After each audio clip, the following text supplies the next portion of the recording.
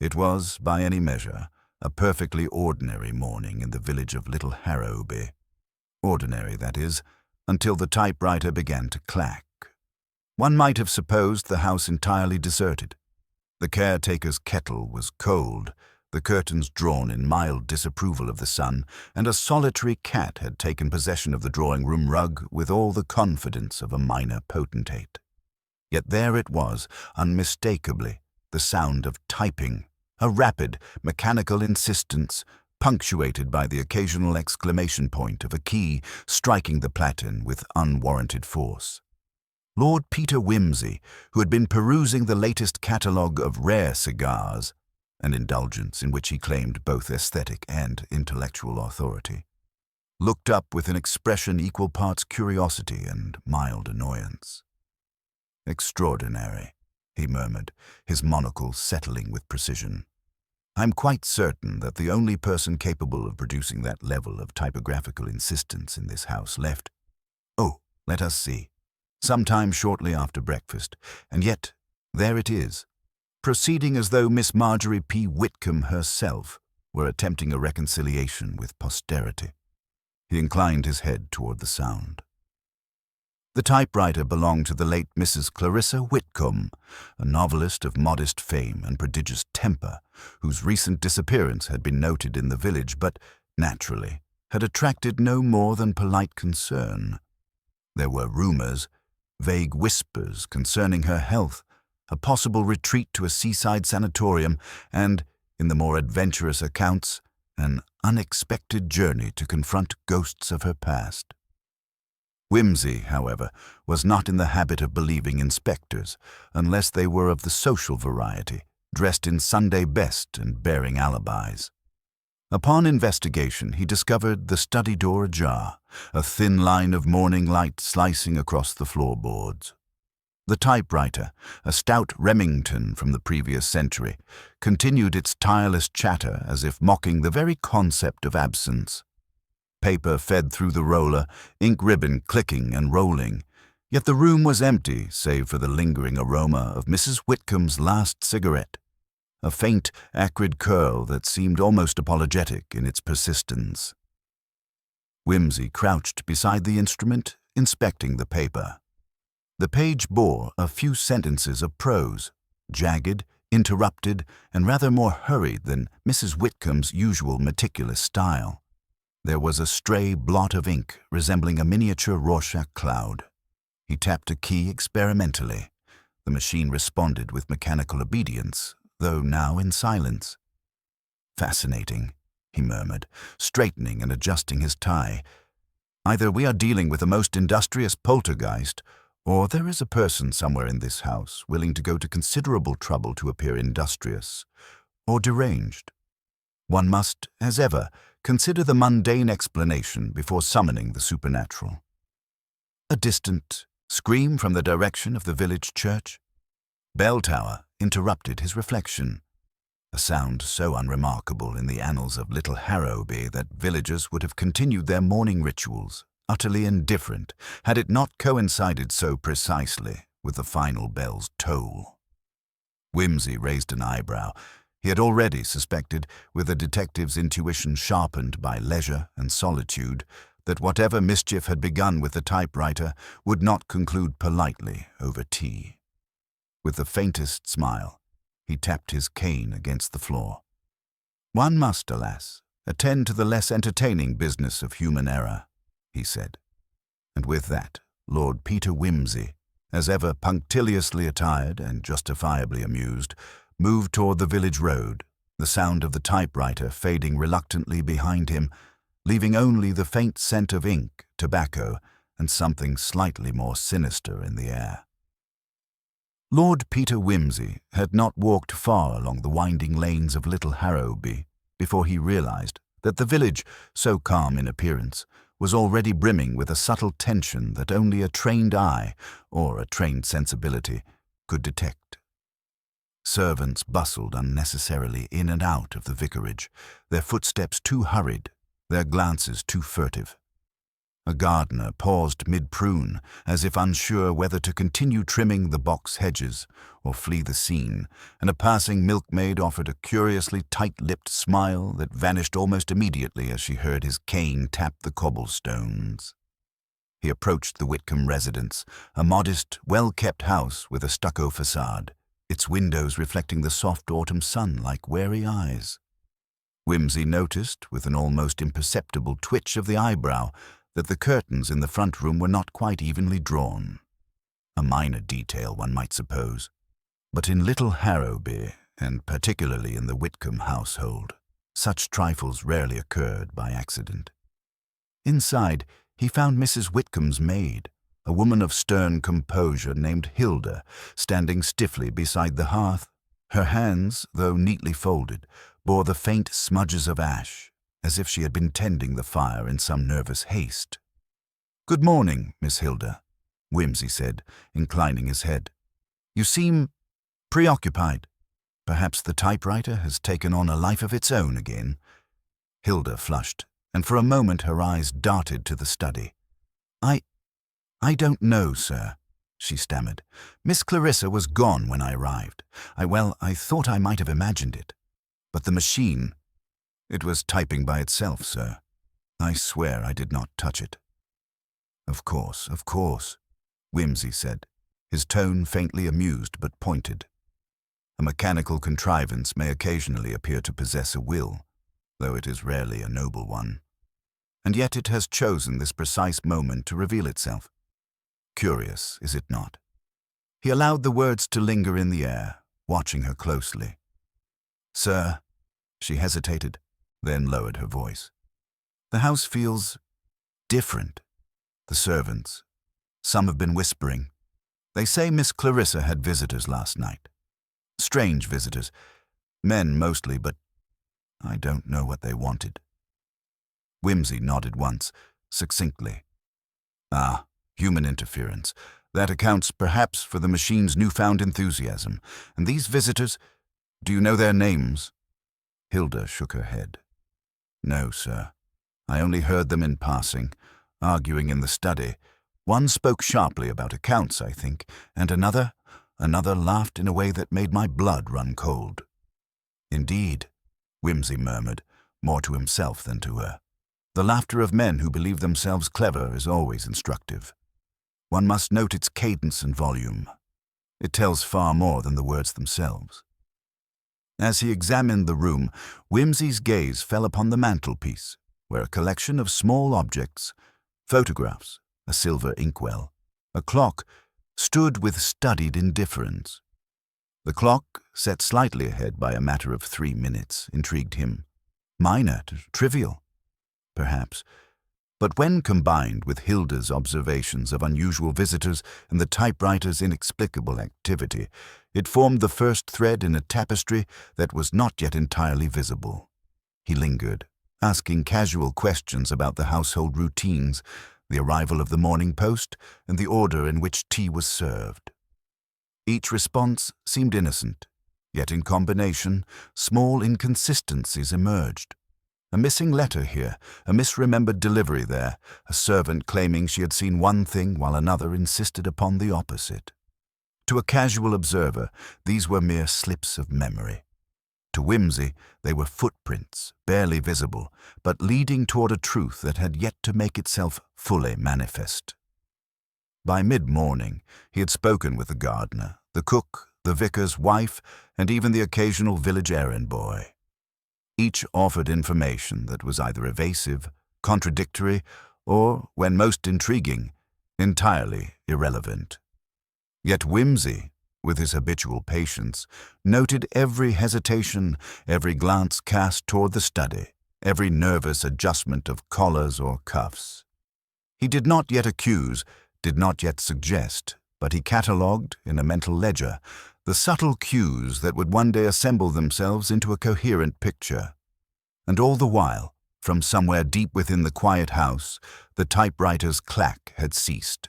It was as if, having delivered its initial statement, it now waited for the next hand, or perhaps the next crisis, to awaken it once more. Whimsy allowed himself a faint smile. The house, the servants, even the absent Clarissa Whitcomb herself, were speaking to him in a language few could understand, and he intended, with all the patience and mischief at his disposal, to translate it. Outside, a crisp wind rustled the leaves along the lane. The village remained polite, orderly, and entirely unaware that, within its heart, a story was already beginning to unravel. A story of absence, of mechanical persistence, and of human anxiety thinly disguised beneath the veneer of civility. Whimsy, leaning lightly on his cane, allowed himself the smallest of anticipatory sighs. The game, as always, had begun.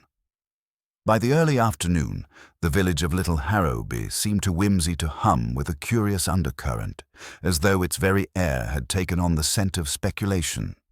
He had retired, momentarily, to the small sunlit parlor of the Whitcomb house, ostensibly to rest his cane-wearied hand, but in truth to watch and listen. There, the cook fussed over an almost invisible blot on the carpet, the gardener tiptoed past the window in exaggerated diligence, and Hilda hovered, occasionally casting nervous glances toward the study door as if it might spring open with a ghostly flourish at any moment. It was precisely at this juncture that Inspector Merton arrived, brisk, efficient, and intolerably confident. He carried with him the air of a man certain he had already solved the case by virtue of authority alone. "Lord Peter," he began without preamble, shaking Whimsy's hand with a firmness that might have crushed a more delicate wrist, "I dare say you will be as interested as I am to learn that we have identified a likely suspect. It is naturally one of the visitors reported by the staff last night. Mr. Leonard Cray, a solicitor recently engaged in some rather sharp transactions with Miss Whitcomb." Whimsy inclined his head, expression mild, almost amused. Ah, yes. The solicitor with the sharp eyes and even sharper temperament. And pray, what is the evidence that elevates him above the multitude of polite villagers and industrious tradesmen? Merton blinked, slightly unsettled by the absence of admiration in Whimsy's tone. Well, he was seen leaving the house shortly after midnight, quite hurriedly, by two of the groundsmen. Additionally, he had apparently quarrelled with Miss Whitcomb over certain documents of import. Quarrels, documents, and nocturnal departures, Whimsy murmured, tapping the side of his nose. All highly suggestive, but hardly conclusive, would you not agree? One might quarrel with one's conscience, and documents are notoriously quarrelsome themselves. Nevertheless, the inspector's presence altered the rhythm of the household. The staff became more guarded, the servants' whispers more discreet, and even the typewriter, which had been silent for some hours, seemed to tremble with anticipation as though it sensed the arrival of official scrutiny. Whimsy, observing these small tremors of human and mechanical nervousness, allowed a faint smile to play upon his lips. The obvious suspect, as often happens, was rarely the true architect of the intrigue. He requested, with a light touch of authority, that the staff recount once more the details of the previous evening. Hilda, under the combined gaze of Inspector Merton and Lord Peter, offered her testimony carefully. Mr. Cray had indeed called. There had been a discussion, voices raised, but she could not say whether Miss Whitcomb had gone to bed immediately afterward or lingered in the study. The cook confirmed that no meals had been disturbed, and the gardener's report, though verbose, amounted to the fact that he had observed the solicitor's departure through the kitchen window, which faced the back lawn. Whimsy, listening with his habitual patience, noted the peculiarities. The kitchen window latch appeared recently oiled, yet the gardener insisted it was untouched. The clock in the hall was fast by precisely 3 minutes, and the groundsman's statements differed slightly in the exact timing of Mr. Cray's exit. A trifling divergence, but to Whimsy, trifles were never trifling. "Curious," he murmured at length, more to himself than to anyone present. 2 men, 2 observations, and yet a single fact emerges differently. Either memory is at fault, or the event was less straightforward than it appeared. He rose, strolling toward the study. The door, closed now, seemed to resist him ever so slightly. as though aware that its contents were under subtle inspection. Inside, the typewriter sat silently, ink dry, paper blank, awaiting the next hand or perhaps the next crisis. Whimsy examined it closely, noting the slight wear on the keys, the faint dust around the platen, and a curious indentation near the R key that seemed entirely unnecessary. Mechanical contrivances, like human witnesses, often reveal more than they intend, he observed. It was in that quiet study, amid the lingering scent of tobacco, ink, and the faintly sweet trace of a departed woman's perfume, that he allowed the first threads of amusement to surface. While Inspector Merton, with admirable dedication, pursued the obvious suspect, Whimsy's mind traced the patterns of absent movements, misaligned clocks, and whispers exchanged in the corridors. Something did not fit. Not the typewriter, not the accounts of visitors, and certainly not the neat chronology presented by the inspector. As he leaned against the desk, tapping his finger lightly on the polished surface, a thought occurred to him, elegant in its simplicity, yet unsettling in its implications. The red herring, so readily embraced by those in authority, was indeed present, but it was a distraction. The true puzzle lay not in quarrels over documents or late-night departures, but in the subtle choreography of absence and presence, of expectation and omission. And somewhere in this carefully ordered house, Miss Whitcomb, or what she had left behind, was quietly demanding that someone, somewhere, pay attention. Whimsy allowed himself a faint, almost imperceptible smile. The game was no longer simply about identifying the obvious culprit. It was about observing the overlooked, cataloguing the trivial, and waiting for the moment when all the delicate misalignments, the soft contradictions, and the faint, persistent echoes of typewriter keys would converge into revelation. And he, as ever, was prepared to listen.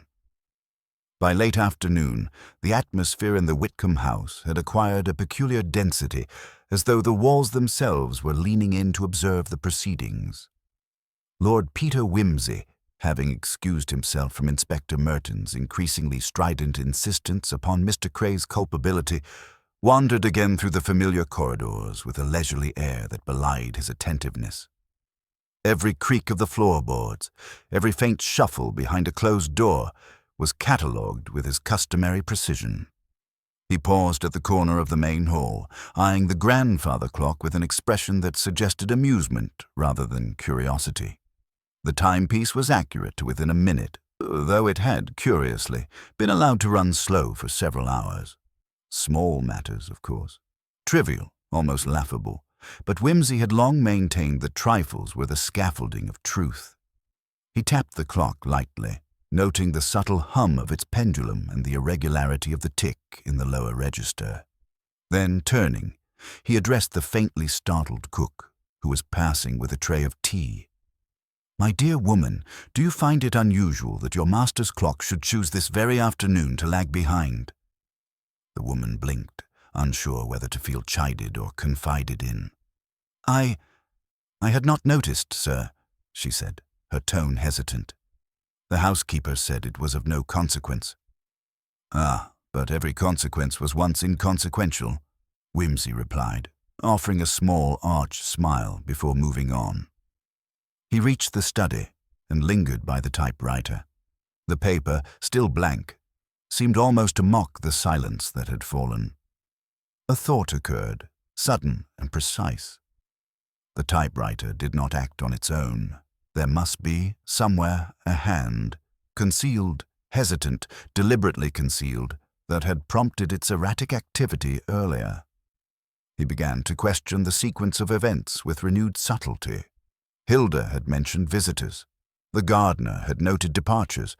The cook had observed comings and goings, but each testimony, when carefully weighed, contained contradictions of the slightest kind. The precise time a gate had closed, the manner in which a window had been latched, the direction of a shadow cast by the flickering firelight. None was substantial on its own, yet, when threaded together, They formed a pattern that suggested orchestration rather than coincidence. Moving toward the front window, Whimsy noticed a faint trace of mud on the polished floorboards. It was not the heavy imprint of a boot, but the delicate smear of a slipper or light-soled shoe, fresh enough to have been made within the past few hours. He knelt briefly to examine it, noting the direction of approach, then glanced toward the hall and the stairs. Curious, he murmured. One does not ordinarily traverse such a route without purpose. His attention was drawn then to a peculiar detail on the mantelpiece. A letter opener, long and slender, had been rotated slightly from its usual alignment. Too small a detail for the unobservant, yet unmistakable to a man attuned to minutiae. He lifted it carefully, noticing faint fingerprints on the polished surface. Not the coarse imprint of the gardener, nor the delicate hands of the cook, but someone practiced in the handling of objects without leaving obvious traces. A low sound, just beyond the edge of audibility, prompted him to glance at the corridor. A door, perhaps the pantry or a small closet, had been left ajar, and from within came a whisper of movement. Whimsy's lips curved almost imperceptibly. He had anticipated this. He had long known that the seemingly irrelevant corners of the house, those dismissed by routine eyes, were the very loci of truth. He stepped lightly, with a precision that minimized sound, toward the half-open door. A single glance revealed nothing, yet the air itself seemed disturbed, as if something or someone had departed moments ago. And then it came to him. The typewriter, the misaligned clock, the faint traces of shoe leather, the rotated letter opener, all these in isolation were trivial. In concert, they mapped a human choreography of intention. Whimsy returned to the study and seated himself, allowing the quiet to settle. The inspector, of course, remained enamored of the outwardly obvious. The solicitor, the late-night visitor, the quarrel over papers. But Whimsy, with a faint arch-amusement, understood that the house was speaking a subtler language, a dialogue of absence, of faintly indicated actions, and of deliberate concealments. As the shadows lengthened and the autumn sun sank lower, he contemplated the map of small inconsistencies he had begun to assemble. Soon, he realized, it would be necessary to test the chronology itself, to reconstruct the night's events not as they were reported, but as they had actually occurred. And in that endeavor, he knew the house would yield its secret, but only to one who watched, who waited, and who asked questions that to others seemed entirely irrelevant. A faint smile played across his lips. The amusement of the obvious red herring, the solicitor, was delightful certainly, but the true theater of this mystery lay elsewhere. He would observe, inquire, and reconstruct, and when the truth emerged, it would be less a matter of chance than of careful, deliberate deduction.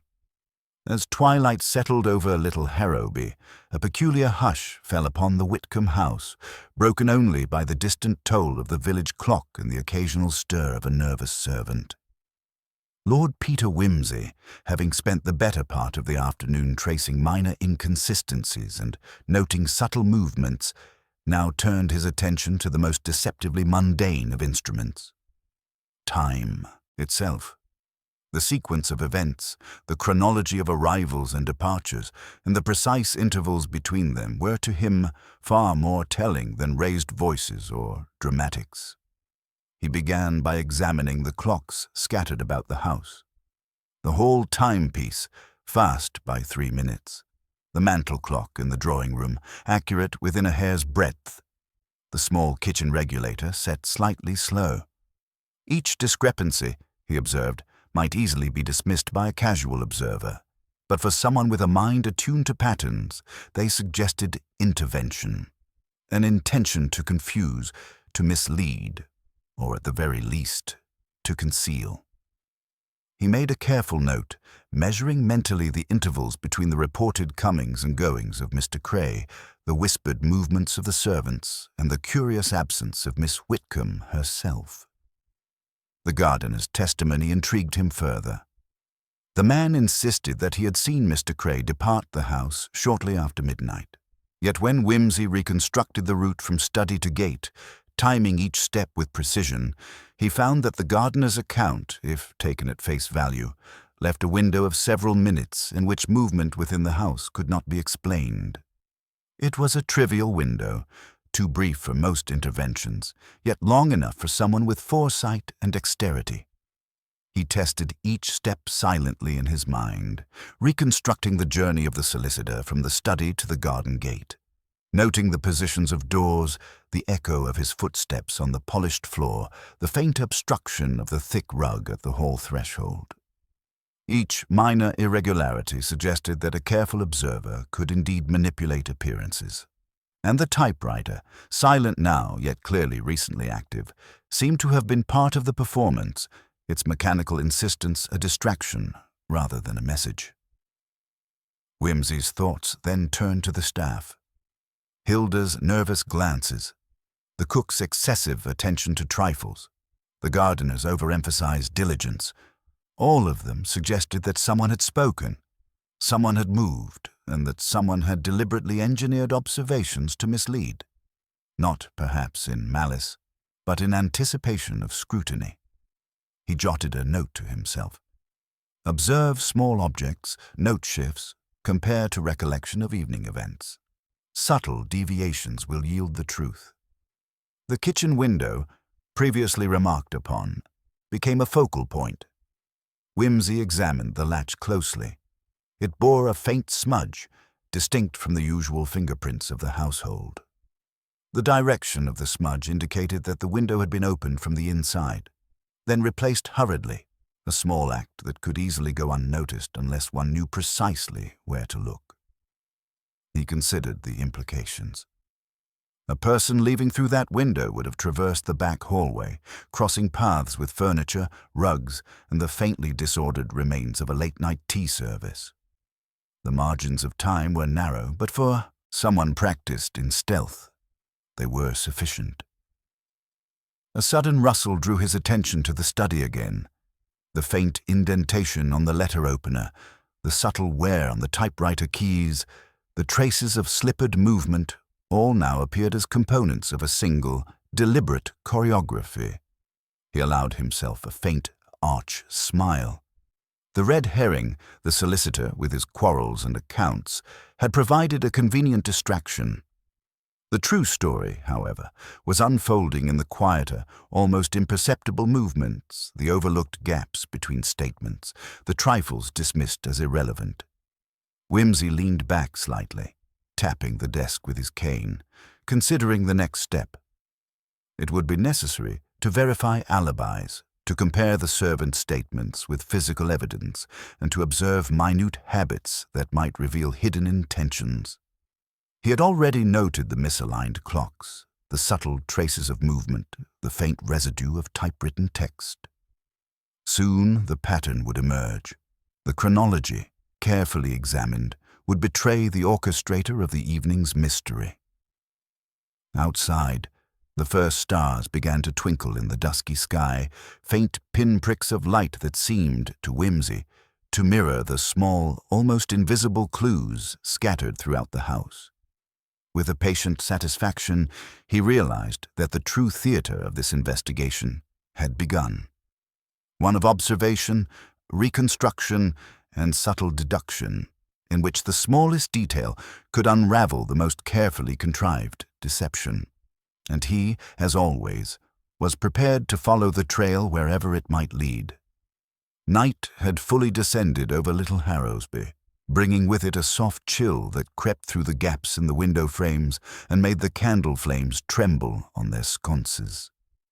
Lord Peter Whimsy remained in the Whitcomb house, his patience now measured not in hours but in minutes, attuned to the subtle rhythms of a house that refused to reveal its secrets easily. The servants had retired to their quarters, save for Hilda, who hovered nervously nearby, offering occasional whispered commentary that always seemed just a fraction too late to be entirely reliable.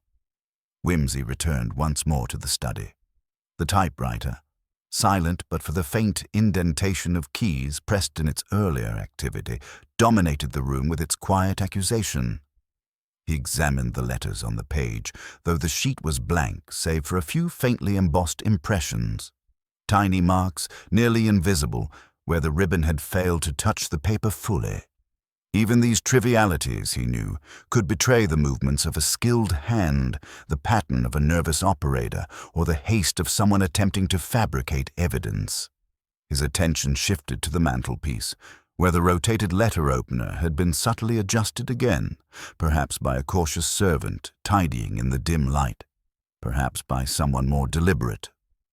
Whimsy noted the fingerprints once more, comparing them against the faint traces done, the typewriter keys and the doorknob. Each small impression seemed, when considered together, to point toward an intelligence moving quietly, leaving faint signs of presence but avoiding the obvious. He moved to the window, drawn by the faint smear of mud he had observed earlier. By the dim glow of his lantern, the pattern of the footprint became apparent. Someone had entered or exited, slippered or shod lightly, and had done so with knowledge of the interior layout sufficient to avoid the creaking boards. The margin of time available for this maneuver, when cross-referenced with the clocks he had already studied, left just enough room for a person to stage the typewriter's earlier activity and retreat unseen. A soft noise from the corridor drew his attention. Hilda's voice, whispering something about the vicar's call for the evening, barely registered before he noted another subtle clue. The slight disarray of a small side table near the door, a folded newspaper lying askew. Whimsy crouched, tracing the displacement with a careful finger. The pattern suggested movement from left to right, deliberate but unhurried, a hand brushing past objects, leaving evidence only for the most attentive observer. He returned to the chronology, assembling in his mind the sequence of events. Visitors arrived, arguments ensued, Mr. Cray departed, the typewriter clattered, and someone invisible, moved through the house with precise intent. The discrepancies in the servants' accounts, the misaligned clocks, and the barely perceptible disturbances in the room were no longer isolated trifles. Taken together, they indicated a presence orchestrating appearances, manipulating observation, and carefully constructing an alibi that would convince the inattentive. Whimsy allowed himself a faint, arch smile. The evening's theatre, which others had mistaken for confusion or coincidence, was in fact a deliberate performance. Every detail, every smudge, every misaligned object, every misreported time was part of a hidden choreography. And now, having traced the movements and verified the sequence, he knew that the investigation was approaching a pivotal point, the uncovering of a double life, a concealed identity or an intentional deception that had eluded the casual eye. The candlelight flickered across the walls, casting shadows that danced like silent witnesses. Whimsy, seated at the desk, reflected on the patterns he had observed and the subtle cues he had collected. The red herring, the solicitor, the quarrel, the visible evidence of motive was merely a distraction. The true narrative, the hidden mechanism of events, lay in the careful manipulation of perception, in the minor contradictions and deliberate oversights that few would notice. He leaned back, eyes half closed, and allowed a small measure of amusement to pass across his features. The game was no longer simply one of observation. It was a psychological puzzle, a test of deduction and patience. And as always, Whimsy felt the familiar thrill of anticipation, knowing that the next discovery, though perhaps trivial to the untrained eye, would bring him one step closer to the ultimate revelation concealed within the quiet house of Little Harrowby. As the night deepened, the Whitcomb house settled into a deceptive calm, the sort that invites complacency while secrets fester unseen. Lord Peter Whimsy, however, found no comfort in silence. He had spent hours mapping the slight irregularities in movement, recording every subtle contradiction in the servants' recollections and tracing the small disturbances left across the rooms. Objects shifted, footprints faint, shadows elongated. Each anomaly, once trivial, now seemed pregnant with meaning. He revisited Hilda in the dim corridor near the servants' quarters, careful to speak softly, yet precisely. "You mentioned visitors last evening," he said, his tone lightly arch, and one voice seemed particularly remarkable. "Tell me again about this laughter, its cadence, its rhythm, and its effect upon the household."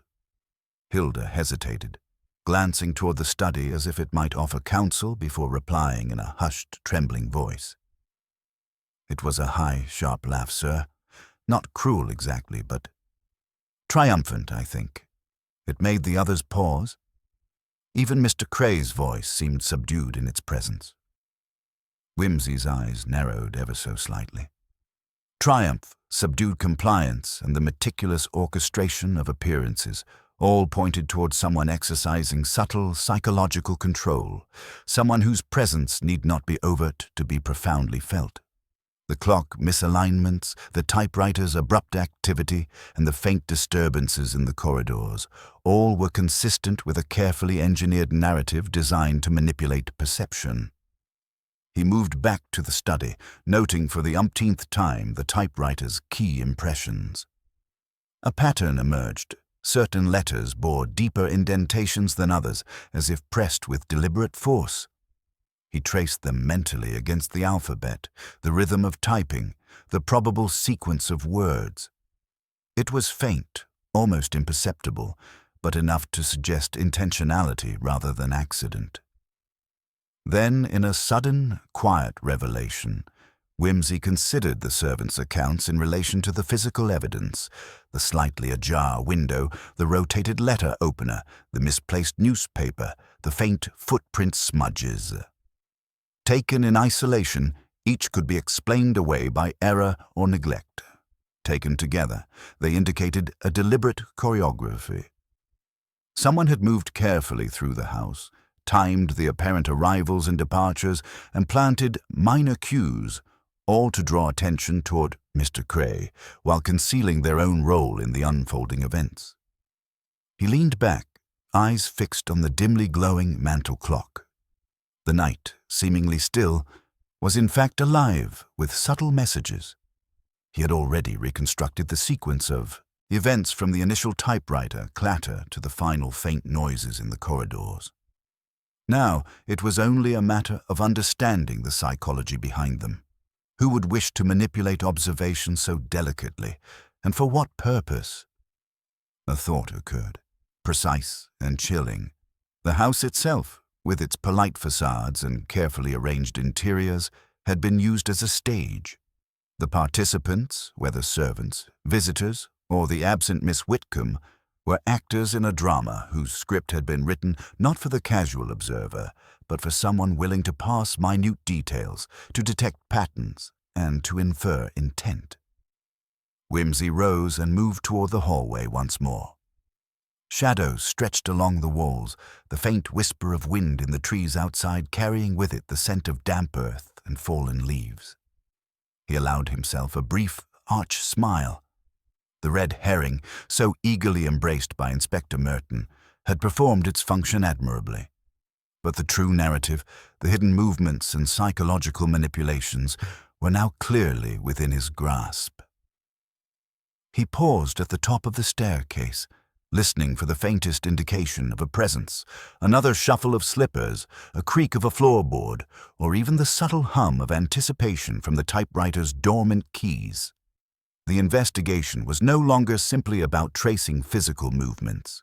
It had evolved into a study of motives, disguises, and the delicate interplay between fear, curiosity, and control. And in that quiet, watchful hour, Lord Peter Whimsy knew with precise certainty that the night still held its secrets, but that each minute brought him inexorably closer to the truth. The revelation of a concealed identity, a carefully hidden motive, and a deception that had been disguised as coincidence, yet could not withstand meticulous observation.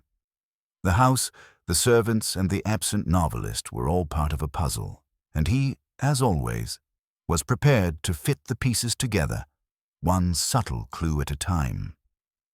The first tendrils of dawn crept through the Whitcomb house, washing the rooms in a grey, diffused light that revealed every subtle imperfection, every minor displacement overlooked the night before. Lord Peter Wimsey remained in the study, seated near the typewriter, his gaze tracing once more the faint impressions left on the sheet, the mechanical echoes of hurried words, almost invisible, yet pregnant with significance. Something, he realized, had been staged with meticulous precision. The clatter of keys, the apparent departure of the solicitor, the scattered traces of movement, all a carefully orchestrated performance designed to mislead. He rose, moving quietly to the window, and examined the faint footprints in the garden path beneath the pale light. Each was delicate, precise, the product of careful calculation, and yet they betrayed a single truth. Whoever had enacted this elaborate ruse had moved with confidence and knowledge of the house's layout. Wimsey allowed himself a faint smile. The red herring had distracted Inspector Merton admirably, but the true narrative had never been obscured from a mind trained to read the subtle choreography of human behavior. He retraced the timeline silently in his mind, testing every statement made by the staff against the physical evidence. The misaligned clocks, the faint mud smudges, the displaced letter opener, the subtle indentations on the typewriter keys. Each element, trivial in isolation, coalesced into a pattern, revealing the intervals in which a person could move unseen, manipulate appearances, and construct the illusion of absence. A presence had orchestrated these events deliberately, using every available tool, mechanical, human, and temporal, to shape perception. Then, almost imperceptibly, Wimsey's thoughts turned to the psychological dimension. The house itself had been a stage, but who had written the script? Who had derived satisfaction from the careful placement of objects, the manipulation of timelines, and the controlled dissemination of anxiety among the staff? The answer, he suspected, lay not in the quarrels or the visible tensions, but in the hidden facets of the absent Miss Whitcomb's life. A second identity, a secret arrangement, or a concealed motive that rendered her apparent disappearance more than mere whim or retreat. A noise, a creak, subtle and deliberate, drew his attention to the corridor.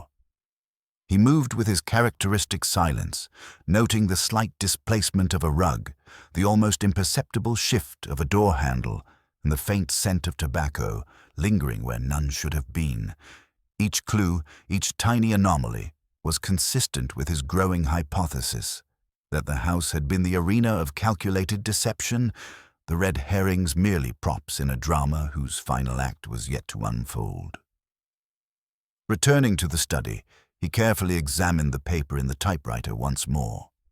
The faint impressions suggested a hand moving with haste, yet guided by knowledge and precision. Someone familiar with the habits of the household. Someone confident that their movements would be misread. Someone capable of psychological manipulation as deft as their mechanical skill. Wimsey tapped the desk lightly, his mind racing ahead to the implications.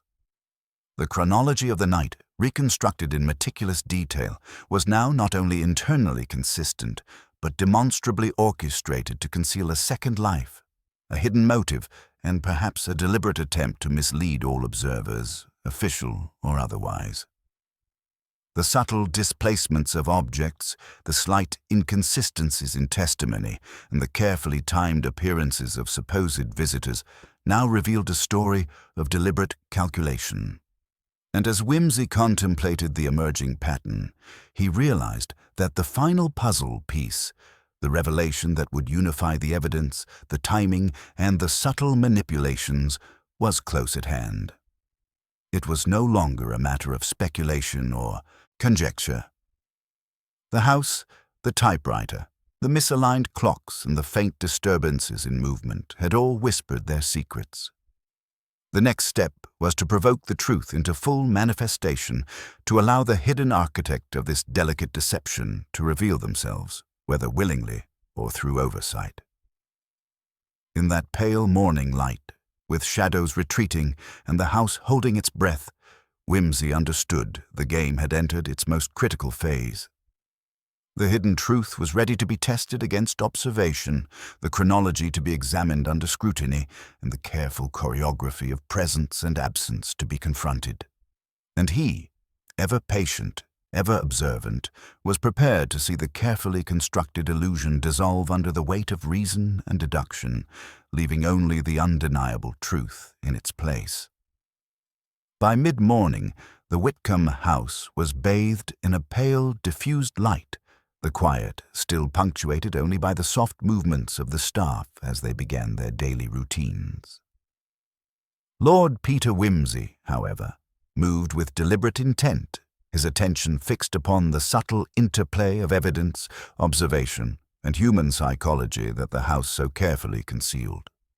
He had reconstructed the night's chronology with meticulous precision, charted the misaligned clocks, traced the footprints, and considered the faint impressions left upon the typewriter keys.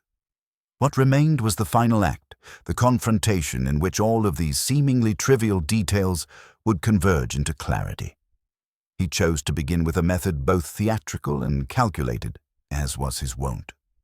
The study was cleared of its usual clutter, the typewriter left conspicuously on the desk, a blank sheet of paper feeding silently into the roller. He arranged the mantelpiece, aligning the letter opener and other objects exactly as he had observed them in the course of his investigation. Then, stepping into the hall, he allowed the house itself to serve as a stage, every corridor, every shadow, every minor imperfection positioned to illuminate the forthcoming revelation. Hilda, standing nearby, watched him with a mixture of awe and nervous anticipation. "Sir, are you—" she began, but Whimsy's gentle, arch smile forestalled any interruption. "Patience, my dear Hilda. One does not merely observe a mystery. One invites it to demonstrate itself, and in doing so, the truth often arrives unbidden, if only one is alert enough to notice." He allowed the house to settle into silence once more. Then, moving with the lightest possible footfall, he observed the smallest traces. The displaced newspaper, the faint smudges on the window latch, the pattern of impressions on the typewriter ribbon. Each of these, insignificant to any casual observer, now formed a map, a blueprint of actions orchestrated by a human hand rather than chance. Finally, he summoned Inspector Merton and the key household staff into the study. The inspector, still wedded to the notion of Mr. Cray's culpability, looked around with a blend of irritation and curiosity. "Lord Peter, I failed to see," he began, but Whimsy cut him off with the gentle authority of someone accustomed to conducting his own performances. "Observe," he said simply, gesturing to the typewriter and the faint impressions upon its page. "Notice the alignment of the clocks, the subtle displacements of objects, and consider the footprints upon the path outside. Taken individually, these may appear trivial, coincidental, or irrelevant. Taken together, however, they reveal a carefully orchestrated sequence of events, an arrangement designed to mislead, to divert attention, and to conceal presence." He paused, letting the weight of the statement sink in. Then, with a precision that bordered on theatrical, he began to reconstruct the evening aloud, detailing the intervals in which movements occurred, the timing of arrivals and departures, and the subtle manipulations executed by an unseen hand. Each small discrepancy in testimony, each minor irregularity in the environment, fell into place within the narrative, creating a pattern that none present could ignore. "The solicitor, Mr. Cray," Whimsy continued, "performed admirably in his role as the obvious suspect. His departure, his quarrel over documents, and his nocturnal movements were precisely the distractions intended. And yet, he was never the architect. Observe the typewriter, the rotated letter opener, the carefully misaligned clocks. They all point elsewhere. Someone within this household, intimately familiar with its routines, created this illusion, moving with foresight and control, manipulating perception so delicately that only the most attentive mind could detect it." There was a hush as his words sank in, the staff exchanging nervous glances. Inspector Merton, for the first time, appeared genuinely uncertain. Whimsy allowed a brief, arch smile. "And now," he said quietly, "the true culprit, the orchestrator of these events, must reveal themselves. Often, one need only reconstruct the steps, allow the sequence to be observed, and the hidden hand will betray itself, either through oversight or impatience. Let us see if little Harrowby is willing to speak plainly at last." He leaned lightly upon his cane, eyes sweeping the room with careful appraisal, noting the smallest signs: the tightening of a servant's grip on a tea towel, the faint flush on Hilda's cheeks, the barely perceptible twitch of a hand hovering near the typewriter. The theater was set, the players present, and the final act of observation, deduction, and subtle confrontation had begun. In that quiet, still study, Lord Peter Wimsey waited, confident that the culmination of careful attention, precise logic, and human psychology would soon unveil a truth both astonishing and inevitable. A tense silence filled the study, broken only by the faint tick of the mantel clock, its pendulum swinging with deliberate regularity, and the distant rustle of leaves brushing against the windows. Lord Peter Wimsey's gaze swept the room, cataloguing each face, each subtle twitch, each nervous glance. The evidence, the footprints, the misaligned clocks, the faint impressions on the typewriter, was no longer abstract. It had coalesced into a coherent pattern. The time had come for the final act, the unveiling of the hidden orchestrator. "Observe carefully," Wimsey said, his voice soft, arch, yet carrying an unmistakable authority. "The house itself has spoken to us through objects and omissions, through the misalignments and minute inconsistencies that no casual eye could perceive. The story is now laid bare, and only one among us has engineered these subtle manipulations." He gestured first toward the typewriter. The clattering last night was no mere accident. It was a signal, intended to suggest the presence of activity, to draw attention away from other, more crucial movements. Note the impressions on the keys, pressures applied deliberately, letters chosen with forethought. Someone wished to mislead, to manipulate perception, and to establish an alibi of distraction.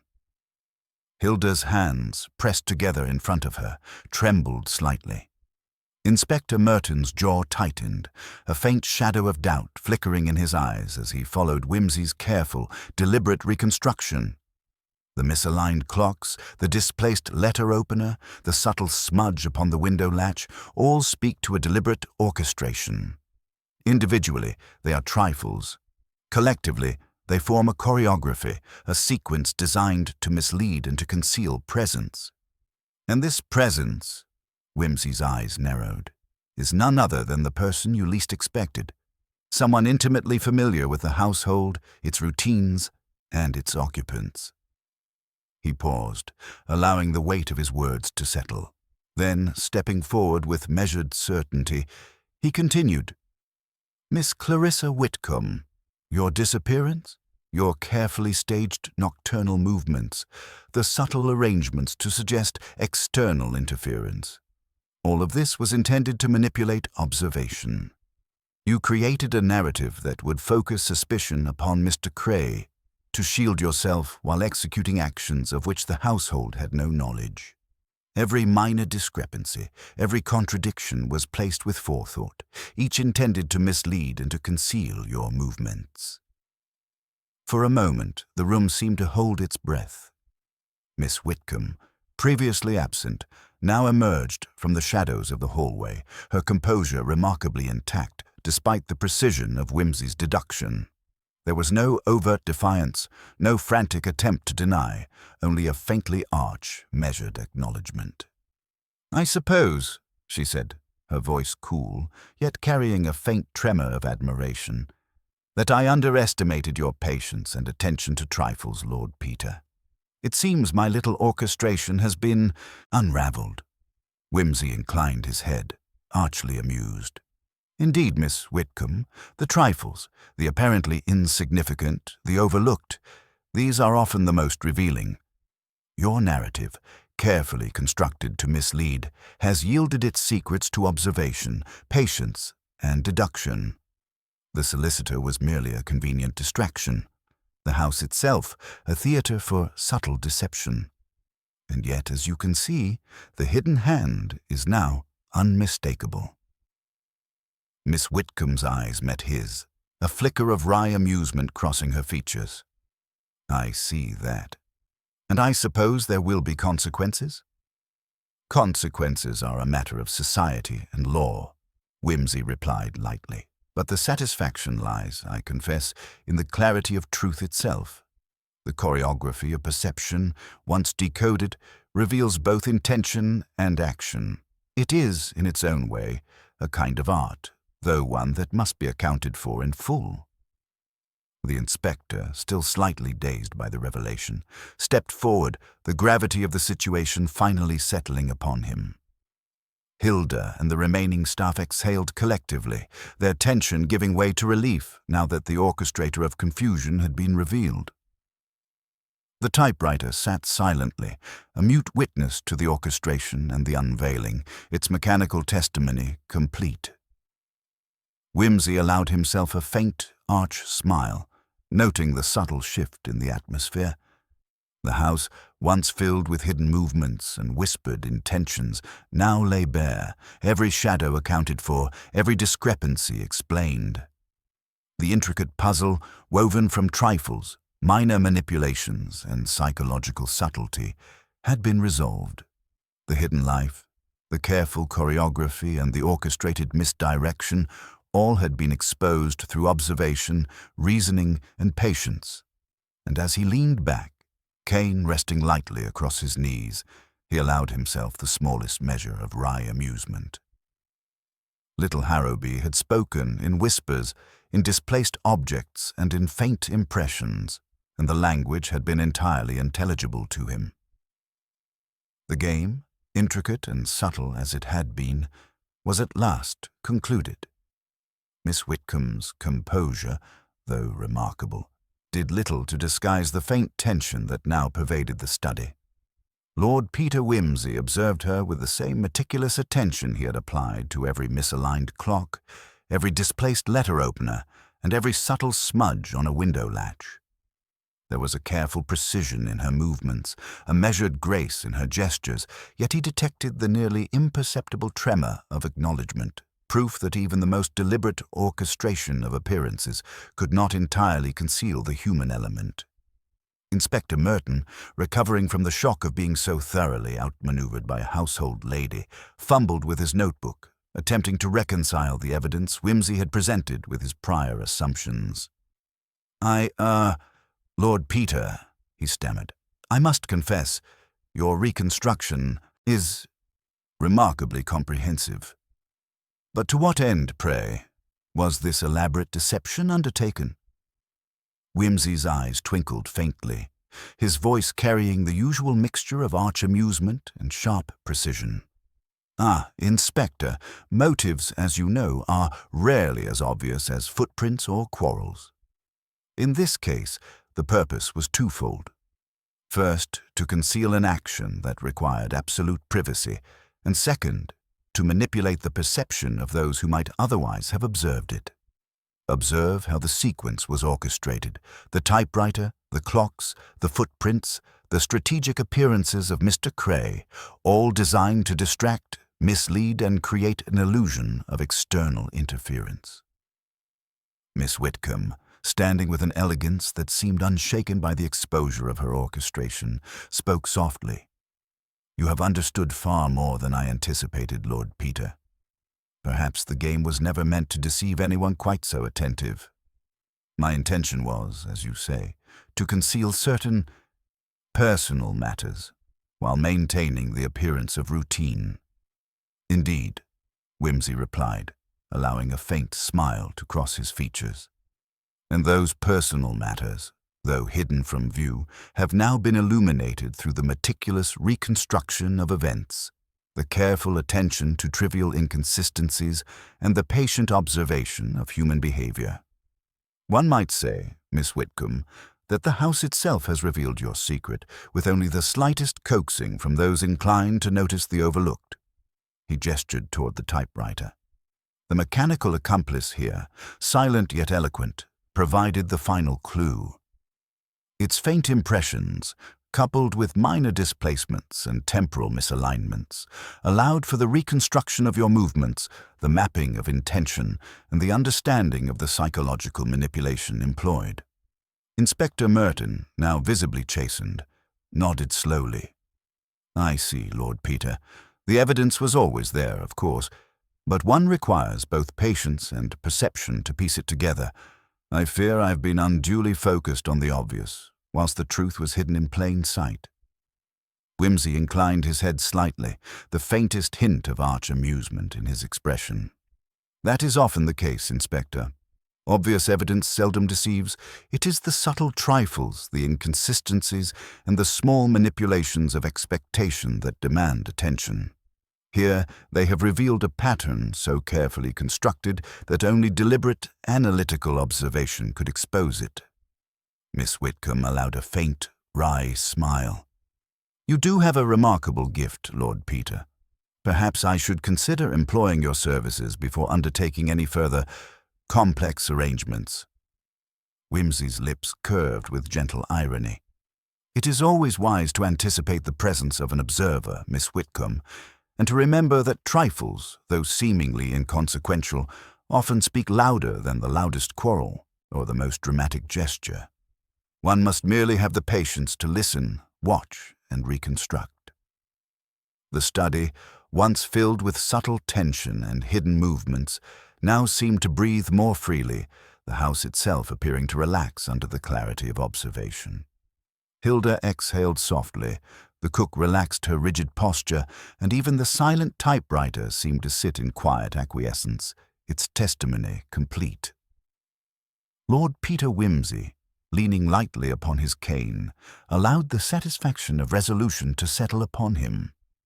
The orchestration, the hidden motives, the delicate manipulations, all had been revealed, leaving nothing more than truth and the subtle amusement of a puzzle elegantly solved. With the revelation complete and the house bathed in the soft, wan light of late morning, Lord Peter Whimsy allowed himself a small measure of repose, leaning lightly against the study desk and surveying the scene with quiet satisfaction. The instruments of deception, the typewriter, the misaligned clocks, the subtly displaced objects, stood as mute witnesses to the careful orchestration that had now been fully unraveled. Miss Whitcomb, composed yet clearly aware of the gravity and subtle embarrassment of exposure, remained standing with an elegance that made her culpability seem almost an academic exercise, rather than a moral transgression. Inspector Merton, still visibly discomfited by the thoroughness of Whimsy's deductions, scribbled a few notes, though his gaze repeatedly returned to the typewriter, as though willing it to reaffirm what he had just been told. Hilda, now clearly relieved, pressed her hands together and murmured something about tea, which Whimsy accepted with the faintest arch of his brow, as if even small domestic rituals were a welcome punctuation after the careful and precise unraveling of human deception. "Miss Whitcomb," Whimsy said gently, "the fascination of the house lies not merely in its walls, but in the habits, routines, and expectations of those who inhabit it. You have, most ingeniously, sought to manipulate all three. Yet, as with all carefully designed performances, the smallest discrepancy reveals intention, and the patient observer is rewarded." She allowed a faint, rueful smile. "You make it sound almost like art, Lord Peter. I suppose it is something of that, though I suspect that the audience, and certainly the inspector, may find it more infuriating than elegant." "Quite so," he replied, his tone lightly ironic. "Elegance in deception is, alas, a poor substitute for clarity in resolution. Still, I confess there is a certain satisfaction in witnessing intention revealed through trifles, minor adjustments, and overlooked details. The theatre of observation, after all, is rarely so vivid as when the participants believe themselves unobserved." Inspector Merton, recovering his composure, finally spoke with measured respect. I shall, I think, approach all future investigations with more attention to the subtle and less to the ostensible, Lord Peter. You have demonstrated the value of meticulous observation in a manner most instructive. Whimsy inclined his head, the faintest arch smile curving his lips. It is, Inspector, a matter of habit and temperament. One must simply be prepared to watch, to listen, and to reconstruct the narrative in its entirety. Often, the seemingly irrelevant details, misaligned clocks, faint smudges, slight displacements, provide the clearest evidence of intention. Miss Whitcomb allowed herself a soft laugh, though tinged with acknowledgement of defeat. Well, I suppose I must accept your victory graciously. Little Harrowby has spoken through its instruments, its corridors, and, evidently, through you. I have no recourse but to yield to the obvious and precise. Whimsy's eyes twinkled with the faintest humor. Yield, yes, but gracefully. Truth, Miss Whitcomb, is seldom dramatic.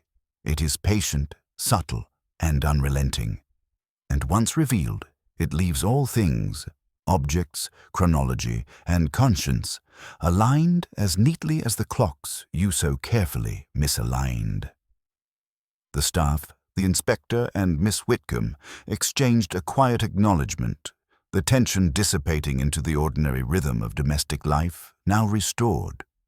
Even the typewriter, silent and blank, seemed to have accomplished its role as witness and participant, its mechanical testimony complete and unambiguous. Whimsy, gathering his coat and hat, allowed a last arch glance around the study. Little Harrowby has spoken, we have listened, and now, as always, it is time to depart, leaving the house to its stillness, its shadows, and, if it is fortunate, the memory of a subtle lesson well learned. With that, he moved toward the door, pausing only to cast a final glance at the recovered tranquility of the household. As Cicero might have observed, and I paraphrase with due modesty, he added in a faintly ironic tone, truth, like light, may be obstructed, but cannot be extinguished. And with a final, quiet smile, Lord Peter Whimsy stepped from the Whitcomb house, leaving behind a household both chastened and enlightened, and a house itself that, having whispered its secrets through trifles, misalignments, and subtle movements, could finally rest, its mysteries resolved and its narrative complete.